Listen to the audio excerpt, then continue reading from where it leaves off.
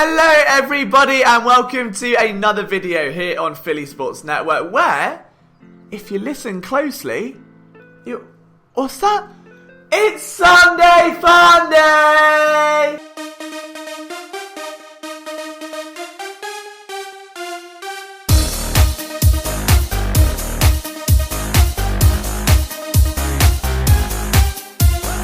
That's right, welcome to another Sunday Fun Day video, unless you're, again, not watching this on a Sunday, in which case, happy video day. But today I wanted to think a little bit outside the box, because if there is one thing I love in life, it is Wonder Kids. Now, what is the definition of a Wonder Kid, you might ask? Well, if you play the game Football Manager, it is simply a young player. Someone that normally comes through your academy or that you found in someone else's in the game of soccer that may be between 15 and 18 years old and has stats beyond his years. Someone that you know is going to be a star in the making. And that obviously translates to every professional sport. There are Wonder Kids everywhere. I mean, you could say Patrick Mahomes is one in the NFL. You could turn to baseball when Bryce Harper burst onto the scene. You could look at Trae Young in the world of the NBA. Who are the brightest Wonder Kids right now today in the world of Philadelphia sports? Because they're out there. It was my job to find them. So I initially had a ranking of 22 players and realized that wasn't going to work, so I narrowed it down to 10, and there were some honourable mentions to start things off. I want to say, firstly, an honourable mention to you for watching this video. A massive thank you for taking time out of your day. If you do enjoy it, let me know what you think down below. Leave a like, be sure to stick around, hit that subscribe button, help us continue to grow our community. But more importantly, I want your favourite Philadelphia Wonder Kid in the comments. Am I right in my rankings? Am I wrong in my rankings? Let me know. But before we started the video, I had to come up with a criteria because obviously with so many different sports working in so many different ways, it's difficult to kind of quantify. Because a Wonder Kid for the Eagles would imply they're just coming into the league, and a rookie, they're already aged 22 to 23. You look at someone in the NHL, that could be much sooner. In baseball, that could be even sooner. And in soccer, you could come out of the womb and pretty much break onto a professional team. So I limited it to the following criteria: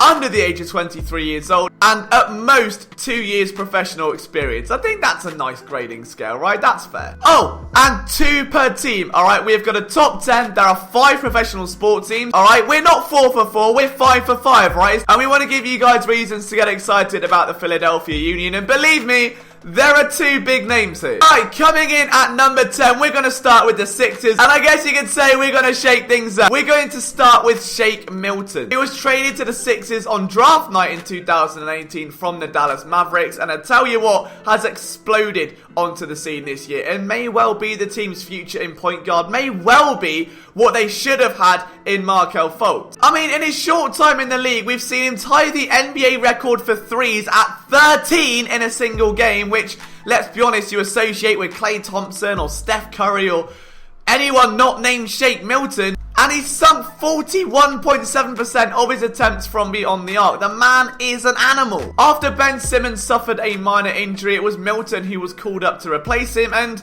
it set the court on fire.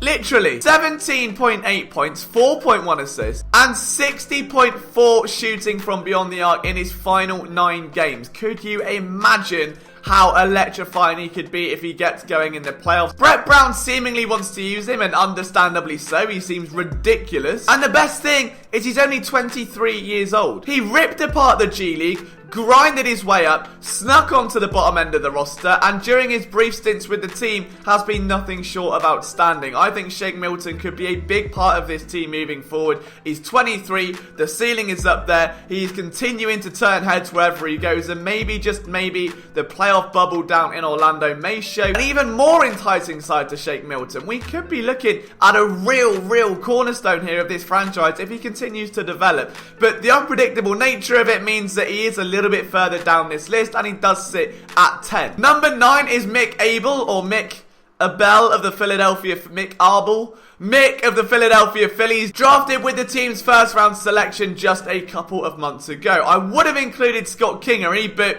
he's 26. I mean, that's older than me. Doesn't make a lot of sense there. Abel, meanwhile, is 18 years old, which really does define Wonder Kid. And on draft day, actually drew comparisons to Max Scherzer, which is pretty bloody good. He's 6'5", somehow taller than me, and 270 pounds, and you'd expect with a frame that big, he can throw a ball very hard, and he does so with his fastball hitting around 93 to 95 miles an hour. We may not see Abel for a few years, but I think the upside is absolutely huge if the Phillies can get the best out of him down in the minor league system. We know they need some pitching help. We know the rotation hasn't been solid in recent years. Maybe Abel, when Nola hits his prime, could be that perfect rotational pitcher. I don't know what the future holds, but hopefully it's very bright. Number 8 is Philadelphia Union's Mark McKenzie, a centre-back who has already been drawing attention this year from Scottish Premier League giant Celtic, which is terrifying because, I mean, who wouldn't want to go and play in the Champions League, which is like the aim for every soccer star ever, let alone one in the MLS, where opportunities for that are quite limited outside of guys like Christian Pulisic, who is ultimately a Philadelphia wonderkid at heart. He made his US men's national team debut earlier this year in a friendly against Costa Rica, helping them keep a clean sheet, which can only be seen as a good thing considering, well, that's his job. Potential is very high, and he inked a new long-term deal with the Union this past off-season. He played in 26 games last year and 24 in the year beforehand, but McKenzie is really coming on leaps and bounds as a player. He is a rock at the back and can move so quickly to cut off those attacking moves. Now, whether McKenzie will go on to be an MLS All-Star or be snapped up by Celtic or some other big-name club from one of the European divisions remains to be seen, but he's drawing a lot of interest right now because the guy is playing lights out, and there was no better example of that than his form in the start of the MLS is Back tournament. He's had 2 very, very good games, and he's actually able to kind of link together the defence and the midfield almost as a ball-playing centre-back, which is a role that is relatively hard to find but so coveted in today's game. And you can see why Celtic are high on him, so purely for the attraction alone and the level of play that this young man is already at, it's hard not to include it. Number 7 on our list is Alec Bohm, which is funny because he hits bombs. He's coming off a 2019 campaign where he hit .305, .378 and .518 as a slash line, along with 21 home runs and 80 RBIs. Oh, and he also hit .409 in the Grapefruit League, so pretty good. He was MLB's number 30 prospect this offseason, and Bohm could well be looking in for a role at third base. And as a former 3rd overall pick in 2018, expectations are very high. If Bohm does end up seeing a lot of time at third base, we may well be looking at a rookie year like no other. There is so much hype around this young man. I cannot wait to see what he can do in the following seasons, but maybe this shortened season is the perfect scenario to see him play because there are so many games in such a short space of time. Phillies are going to need a lot of rotation. They're going to need to manage fatigue even more so than ever, and that could allow to some more very important games and some innings for Alec Bohm. Number 6 is Matisse Thybulle. The first round pick in 2019 really did not take long to make an impression on fans. Maybe it was his wholesome smile, maybe it was his YouTube vlogs, or maybe it's the fact that he's an absolute defensive monster, which is terrifying because he looks so sweet and innocent, and then there's just this absolute tenacity on defense. The Washington product is an absolute pickpocket and ranks towards the top of the league in both steals and total deflections per game per 36 minutes. Overall, before the season ended, he averaged 4.7 points per game, along with a 35% three-point percentage, which is pretty good for a defensive player, and 1.4 steals. He's only 23 years old and will get his first taste of playoff action a little later this month when the NBA resumes, and that is very exciting. The Sixers finally have a defensive centerpiece to build around and someone that is beginning to find some attacking prowess as well. Now, it does need some work and he's not overly efficient as an offensive-minded defensive player just yet, but you can see glimpses. You can see some improvement in his three-point shooting, but around his own board, around his own rim, the guy is just absolutely brilliant. He's a lot of fun to watch and it's easy to see the hype here. Number 5 is Jalen Reagor. The first Eagles player on this list sneaks in, and I would have ranked him a little bit higher had it not been for the sheer prowess of the other names on this list. But Reagor, yet to play an NFL snap, is coming off of a TCU stint where the quarterback play was shambolic, and had it been even remotely competent, I think he would have easily been taken a little bit higher, maybe out of reach for the Philadelphia Eagles, because he is an electrifying receiver in every sense of the word. Not only is he fast, but it shows on film. I mean, Kes Watkins is fast. doesn't really translate to game tape as much as it does with the first round pick. Now, I had Jalen Reagor ranked 4th in my wide receiver rankings this year, and that's the number he was taken off the board. So I was happy with that estimation. I could really see him going on to be one of the most dominant rookies in this year's class. He's 5'11", but plays like he's 6 foot runs like a running back. He's not a crisp route runner, but he's very savvy with his route running. He can control his body, his change of direction very, very smoothly, and that only is going to benefit him when you've got a quarterback who can put some trust in him and actually play him downfield and lead him into open spots, as opposed to contested catch scenarios where you're giving taller DBs the advantage. I love what Reagor brings to the table. There's an entire film room where I basically get a little bit flustered over the tape. You can check that out down below. Morgan Frost comes in at number 4, and in 20 games played for the Flyers this season, he has been anything else other than what his name would suggest. He has been red hot. 2 goals, 5 assists, and a -3 rating is pretty damn good for someone that's getting his first taste of NHL action. I mean, down on the Phantoms that year, he had 20 points in 30 games, which is very, very good. The Flyers had struggled with secondary scoring all year, and when they called Frost up on both occasions, he didn't disappoint. Yes, there was room for improvement, but he made a very clear statement that he's going to stick around, that guys like Derek Grant and Nate Thompson should be looking over their shoulder because he does have a lot of potential. Was reflected with 13 minutes of ice time on average during his first stint with the team. Like, this is impressive stuff. We could be on to a very, very raw, very talented, facilitating centre in the way of Morgan Frost. I can't wait to see what the future holds for him, but believe me, he's going to have a heavy, heavy impact in the next few years. Next up is Miles Sanders at number 3, and where do you even start with this man? The Eagles finally have a running back they can hang their hat on once more. After years of committee backfields and inconsistencies and injuries and veterans, they've got someone contracted for a few years that's young, explosive, that's fun. He's a hometown kid, and my God, did he set the world on fire in the second half of last season. I mean, from week 7 and beyond, he was one of only 8 running backs to average over 5 yards per carry. And if that wasn't enough, he and Aaron Jones were the only running backs to do so,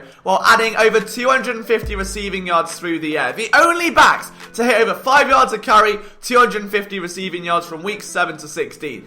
That's ridiculous. He was one of only 6 players to hit 500 rushing and receiving yards last year. The guy is absolutely lightning, and you think of the way this offense has been built, the coaching staff revamp, the new weapons on the outside that are going to draw defensive eyes and attention away from the middle. We could see an even more explosive version of Miles Sanders in year 2. Number 2 is my personal favourite on this list, Brenden Aaronson of the Philadelphia Union. The guy is the true definition of a wonder kid. He's also like Mark McKenzie in the way that he's come through the Philadelphia Union Academy. He's 21 years old. He's now entering his 2nd full season of MLS play, and he kicked it off in remarkable fashion with a stunning goal against LAFC before the season was cancelled. When it resumed, he's coming off 2 excellent performances. He threaded a beautiful assist through to Kasper Chibilko not too long ago, again into Miami to seal the Union's advancement to the knockout stage of the MLS's back tournament. He's just got such great vision about him, and my only complaint with his game is that sometimes he tries to do a little too much with the ball and he'll hold it for too long and opportunities will close. But you're seeing a real development in Aaronson's game now, someone whose vision and anticipation are being reflected with the eye of the needle balls he is playing through to some of the attackers. Like, Aaronson has got sky high potential. He never stops running. He's easy to root for as a local kid from Philadelphia, and he's clearly one of the best young talents the Union has ever seen. I think this guy is going to go on to have a remarkable MLS career. Maybe, just maybe, he'll end up going beyond MLS and stretching to a European club in the future, but he has just got a world of talent. He is only getting better. And with Jim Kershin putting more and more trust on his shoulders, I genuinely cannot wait to see what this season has in store for him when MLS's back is finished and they go back to regular season play. Aaronson is truly one of the MLS's next generation stars, and if you want a reason to root for soccer, if you want a reason and a player to get behind, to put on the back of your jersey, get Brenden Aaronson, alright? This kid is special. And at number 1, would it really be anyone else other than Carter Hart? He's 21 years old. He is coming off his 2nd professional season, about to enter the NHL playoffs, where it was a large part in it. At home, he had a 23-2 record. 23-2, allowing 1.63 goals per game and amassing a save percentage of .945. He's the youngest goalie to have played in 20 games this year, which is stunning considering he's won 24 of 43 games, losing only 13. Hart defines the term wonderkids, someone that has achieved success at every level of his youth career, whether it's the World Juniors, whether it is down in the CHL. Had a record 26 shutouts. He was always destined for NHL success, and the Flyers are lucky he's on their books. It didn't take him long to fly through the ranks of Lehigh Valley and earn not only a rotational role, he's the future goaltender. He is the star of that position. Could you imagine if we're calling him a Stanley Cup champion at 21 years old? He'd be already ahead of guys like Tuukka Rask in terms of what he's achieved by the age he has. Like, there is no one with potential as high as Carter Hart, and it is such an exciting time to be a Philadelphia sports fan. But who was your favourite from this list? Let me know down in the comments section below. From myself, Liam Jenkins, I hope you enjoyed it. We'll see you next time for another Sunday Funday video.